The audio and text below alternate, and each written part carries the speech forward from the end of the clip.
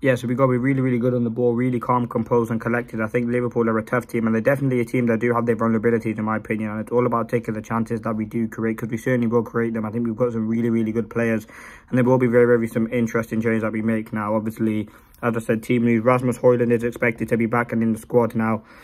This might be a shock to you, but I actually wouldn't start Rasmus Højlund in the game. I think, yes, we know he's a class player and he's got that potential, but I don't want to rush him back from injury. I think when he's that valuable to our team, I just don't think he should be in and around it quite yet. I think he is still quite early into his recovery. He has had 3 to 4 training sessions, so I would be careful about managing his time. But ultimately, he's been brilliant for... I think Rasmus is a top quality player, and we know that, and we know he can certainly hunt Liverpool down and score some goals against them. But I would be probably more hoping for his threat off the bench when Liverpool do have tired legs. The game could go to extra time as well. Maybe news of Rasmus Højlund will be an ideal weapon that Manchester United use. I mean, our quality on the pitch, our quality off the bench has been really, really poor recently. So maybe starting the team and bringing players off the bench will probably impact us the most.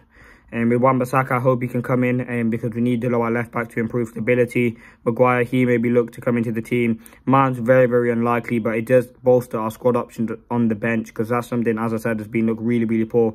Yes, we want to give young players a chance, but we don't have any depth off the bench. Someone who can come on, change the game. You look at Liverpool, they have abundance of players. You look at when certain players on the bench, when like Gravenberch plays in midfield, they've got Szoboszlai, Elliott on the bench. They've got world-class players in each position, and that's something Manchester United have probably been massively affected by over the past few years. So it's all about getting the right players on the pitch, and that's something that we certainly need to do, in my opinion, just to strengthen us on the pitch and just to give us that bit more momentum. I think we need quality. When you're bringing off a player on the pitch, you want to get goosebumps, and I think we're bringing on, for example, defenders. We're not bringing out any attackers, and that had a huge worry. We're not bringing on players that can change the game. Particularly last season, it was Garnacho coming off the bench, which is really, really positive, and because Sancho and Antony were starting. But now it's Garnacho starting, and we don't have anyone who can have a big impact off the bench. So that was a huge worry for us. But I certainly do think there's some big problems that Manchester United can cause to Liverpool. Now, the next thing I want to talk about, Liverpool threats. Obviously, I'm going to bring out 3. They certainly have got way more than that. I think every player in their team is a threat. But for me, number 1 is Conor Bradley. I think absolutely been brilliant this season, stepping in for Trent. Let's not get this wrong. Trent's a world-class player. And Conor Bradley, like, ceiling's absolutely amazing. And I don't want to give credit to Liverpool because we don't like him. I don't like him anyway. But you have to give Klopp some credit. He didn't know what to do. He brought in a youngster, and also gave him that trust and belief, and I think he did absolutely amazing there, and the quality that he's shown was amazing. I think Conor Bradley's a tough defender to come up against, and when he certainly got that outs about him, he's very, very powerful, and you can see that in the Manchester City game. He did really, really well in the 60-65 minutes that he played, so it's gonna be amazing to see a battle like this. But I think it'd be Garnacho against Bradley, 2 very, very young players. I think that's what football's all about.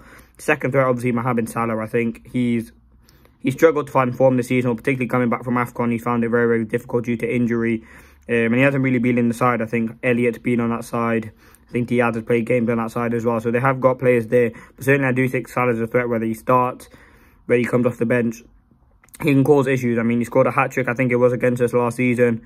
And you always got to remember, the last game we did play against Liverpool, we drew 0-0. But we could have very easily lost that game 3-4-0. So it's really, really difficult for us to predict how this game's going to go. It could be Manchester United sit back and get thrashed, or sit back and hope for a goal, or go for it and get thrashed. So it's going to be a very, very fascinating game. But as I said, Salah's a huge threat for them. He's so direct, so composed, and he's got that quality pass about him. You've seen it when he played it through to Luis Diaz in the other game against City. He's a world-class player. I think he scored a few goals the other day for Liverpool in the Conference Europa League as well.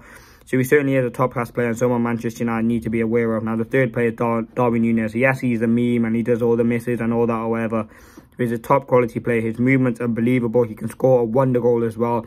And he's an absolute nuisance for defenders. He pops up in numerous of positions. He's someone very, very hard to track. And for me, if you look at Liverpool, I think he's literally key for them in terms of getting a goal and assist. So we've got to be very careful about him.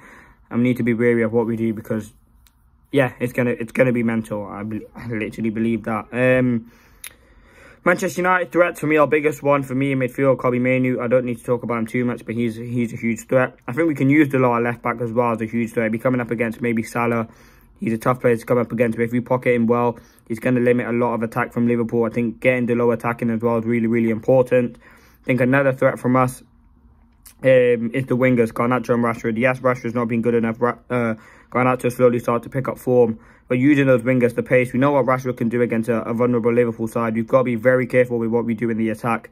And I think utilising Rashford's ability in a game like this will be massively valuable. His pace, his quality. Same with Garnacho. He might not be as quick as Rashford, but he certainly is a quick player. So we've got to use that as well. I think that's really, really important. And that's something we need to look at in terms of experimenting Garnacho. He's coming up against maybe Robertson, Simicast, or Joe Gomez. I'm not too sure who started for them. It's been quite inconsistent the past few games. But certainly I do think there's players that can have an impact. And I hope Manchester United can give that, because we do need players. Now, the next thing I wanted to discuss is predicted team. And then I'll leave it with score predictions. In goal for Manchester United, Andre Onana. Binder's out anyway, so it would be Onana that starts. I think he's got to have a good game, and if Manchester United were to win, he would be integral. He would be an integral part of that. Someone who we rely on, someone who's really, really key for us at the back. And I think we rely on him massively. Now, right back for me, if Wan-Bissaka's fit enough, I would certainly put him there. I'll put Delo at left back.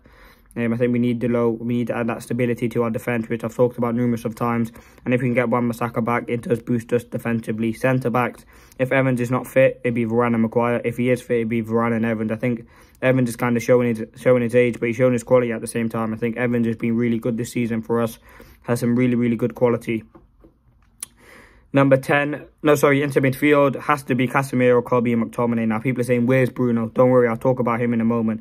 I think that midfield in the game against Liverpool, they do pack out the midfield, and they're very, very good. Endo, Szoboszlai, Elliott, McAllister, there's some really, really good players in there for Liverpool. So it's all about compacting that midfield. I think having McTominay around will be much needed. And I think in a game like this, I think he is needed. I know I said he goes ghost in big games, and this is a big game, but I think it's a cup game. I think we just need him in there. And then I'd go the front three of Bruno false 9, Rashford on the left and Garnacho on the right. As I said, I don't want to rush Højlund back from injury. We've done it with Martinez, he got injured again. We don't want to risk anything. I think bringing him on as well in the last 10, 20 minutes, 25 minutes, even at half-time will massively bolster us and give us that extra confidence that we need. But that would be my team for Manchester United's game against Liverpool. Prediction, I think it'd be a draw, and I think it will go to extra time and penalties. But let me know what you guys think. Leave a like if you enjoyed, comment, subscribe if you are new, and thanks for watching. Peace.